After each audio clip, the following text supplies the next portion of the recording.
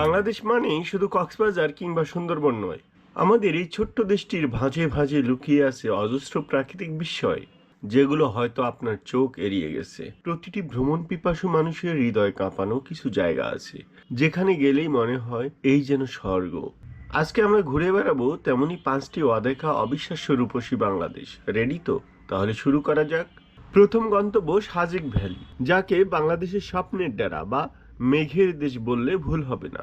রাঙামাটি খাগড়াছড়ি সীমান্তে অবস্থিত এই উপত্যকায় পাহাড়ের চূড়ায় দাঁড়ালে মনে হবে আপনি মেঘের রাজ্যে পা রেখেছেন।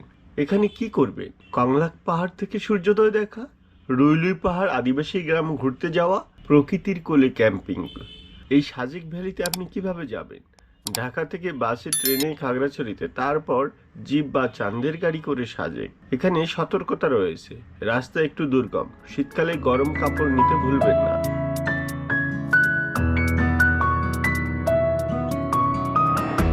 দ্বিতীয় জায়গাটি এক জীবন্ত রূপকথা, রাতারগুল ফ্লোরেট ফরেস্ট বা স্বাদুপানির ম্যানগ্রোভ ফরেস্ট। বর্ষায় পুরো বনটি 30 থেকে 40 ফুট পানির নিচে তলিয়ে যায়, তৈরি করে এক জাদুকরী জলাবন। রাতারগুলে আপনি কি করবেন? নৌকায় করে গহীন বনের ভেতর সফর করা, পানির নিচে গাছের শিকড় দেখতে দেখতে যাওয়া, পাখি দেখতে পাওয়া। রাতারগুলে আপনি কিভাবে যাবেন? সিলেট শহর থেকে গোয়ানঘাট হয়ে রাতারগুল নৌকা ভাড়া করে নিতে হবে। সেখানে যাওয়ার সেরা সময় হলো জুন থেকে সেপ্টেম্বর, যখন বন জলে ভরা থাকে।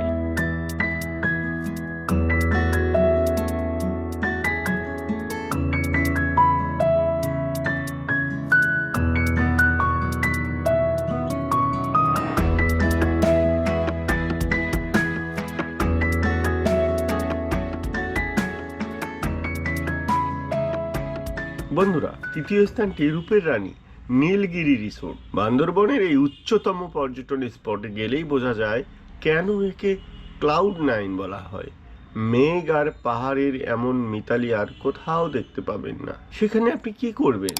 কাঁচের ফ্লোর থেকে গভীর খাদ দেখতে ভয় পেয়ে যাওয়া, নীল পর্বতের পটভূমিতে ফটোশ্যুট, প্রকৃতির নির্জনতা উপভোগ করা। আপনি নীলগিরিতে কিভাবে যাবেন? বান্দরবন শহর থেকে জিপ বা চান্দের গাড়িতে অনুমতি নিতে হয় সেখানে যেতে হলে। এখানে একটি টিপস দিয়ে রাখি, আবহাওয়া পরিষ্কার থাকলে আকাশের রং দেখে আপনি মুগ্ধ হয়ে যাবেন।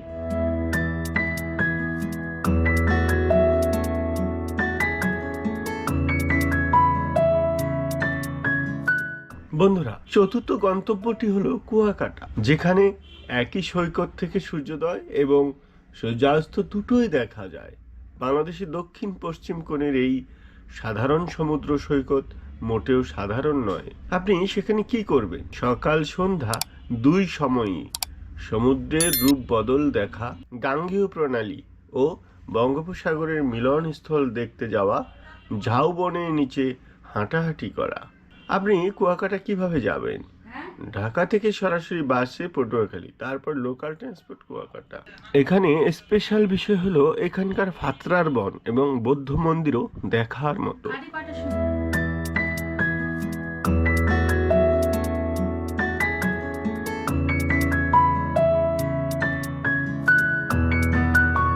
এবং 5 নম্বরে পানির দেশের রাজধানী টাঙ্গুয়ার হাওর। ইউনেস্কো ওয়েটল্যান্ড স্বীকৃতিপ্রাপ্ত এই হাওর শুধু প্রকৃতির নীলাভূমিই নয়, এখানকার মানুষের জীবনযাত্রাও অনন্য। কি করবেন এখানে?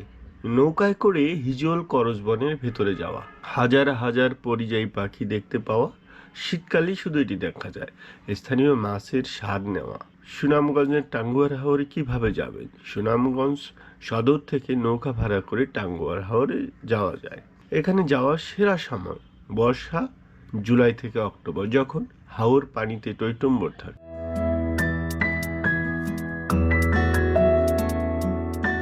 ভ্রমণ সম্পর্কিত কয়েকটি টিপস।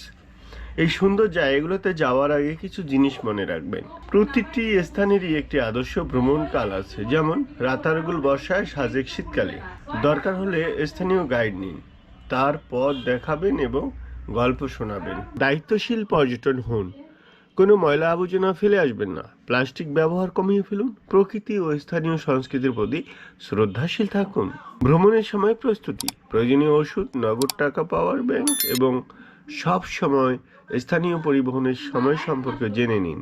তো কেমন লাগলো আমাদের এই ছোট্ট দেশের বড় বড় স্বপ্নের জায়গাগুলো? এই 5টির মধ্যে কোন জায়গাটা আপনাকে সবচেয়ে বেশি টানে নিচের কমেন্টে লিখে জানান।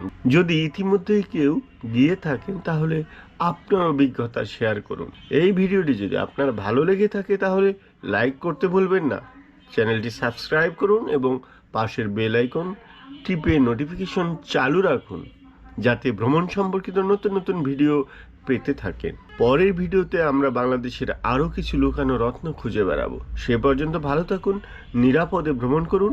আল্লাহ হাফেজ।